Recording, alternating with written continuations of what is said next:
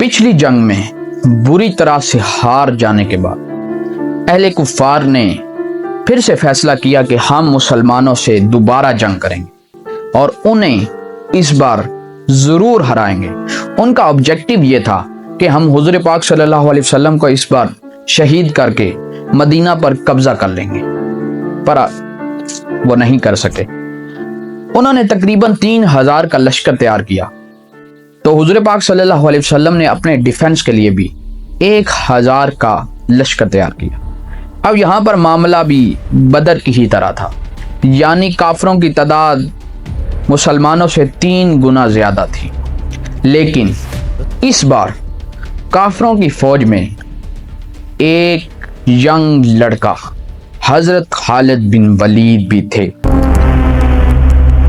हुज़ूर पाक सल्लल्लाहु अलैहि वसल्लम ने फैसला किया कि हम जंग मदीना में रह कर लड़ेंगे, पर सहाबा कराम ने मशवरा दिया कि हम ओपन एरिया डेजर्ट में जाकर ये जंग लड़ेंगे। तो हुज़ूर पाक सल्लल्लाहु अलैहि वसल्लम ने अक्सरियत का मशवरा मान लिया और ओपन एरिया में जंग करने के लिए तैयार हो गए।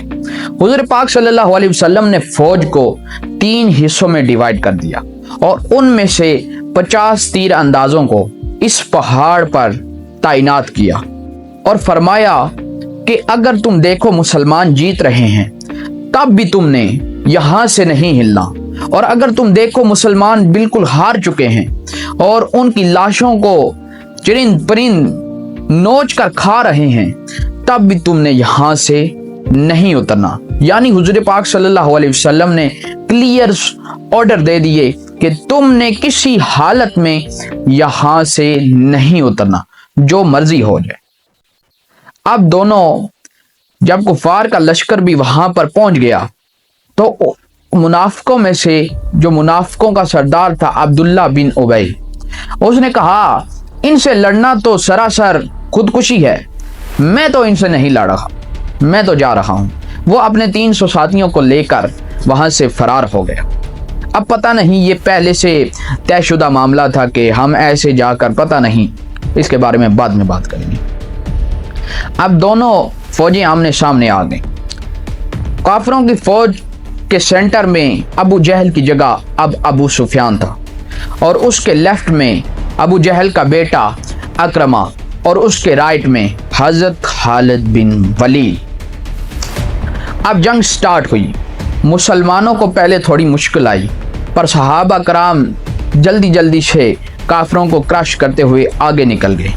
अब इस पर काफिर ओहद के मैदान में इधर उधर भागने लगे, तो जो हुज़ूर पाक सल्लल्लाहु अलैहि वसल्लम ने पहाड़ पर 50 अफराद खड़े किए थे कि तुमने यहाँ से नहीं उतरना, उनमें चंद नए सहाबा भी थे। उन्होंने जब देखा कि मुसलमान जीत रहे हैं तो उन्होंने ओहद को छोड़ दिया और उनमें से तकरीबन 41 वहाँ से उतरकर माले गनीमत उठाने लगे और 9 वहाँ पर तैनात रहे। अब खालिद बिन वलीद इसी बात का इंतज़ार कर रहे थे कि कब ये यहाँ से उतरें और मैं पीछे पहाड़ से घूम कर मुसलमानों पर हमला कर दूं। हज़रत खालिद बिन वलीद फुल फ्लैज सही स्पीड के साथ पीछे से घूम कर मुसलमानों पर हज़रत खालिद बिन वलीद ने हमला कर दिया और अब गेम बिल्कुल चेंज हो चुकी थी। जहाँ पर मुसलमान पहले जीत रहे थे और ऐसे लग रहा था कि आज मुसलमानों को कोई शिकस्त नहीं दे सकता, हज़रत खालिद बिन वलीद ने इसे गलत साबित कर दिया और पीछे से हमला कर दिया। अब मुसलमान दरमियान में आ गए और इधर से और इधर दोनों से मुसलमानों पर हमला हो गया। अब यहाँ पर कुफार को लगा कि हमने हुज़ूर पाक सल्लल्लाहु अलैहि वसल्लम को शहीद कर दिया है, नाउज़ बिल्लाह, क्योंकि हुज़ूर पाक सल्लल्लाहु अलैहि वसल्लम की तरफ भी हज़रत खालिद बिन वलीद के कुछ साथियों ने हमला किया और हुज़ूर पाक सल्लल्लाहु अलैहि वसल्लम की वहाँ पर हिफाजत के लिए तकरीबन 9 सहाबा मौजूद थे।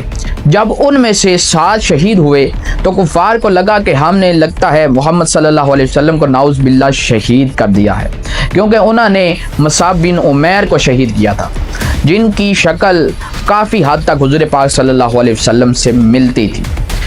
अब मुसलमान दरमियान में फंस चुके थे और इधर और उधर से मुसलमानों पर हमला हो रहा था اور اس جنگ میں حضور پاک صلی اللہ علیہ وسلم کے دانت مبارک بھی شہید ہو گئے۔ اب مسلمان کسی نہ کسی طرح وہاں سے نکلے اور پیچھے پہاڑ پر حضور پاک صلی اللہ علیہ وسلم کو لے کر چلے گئے۔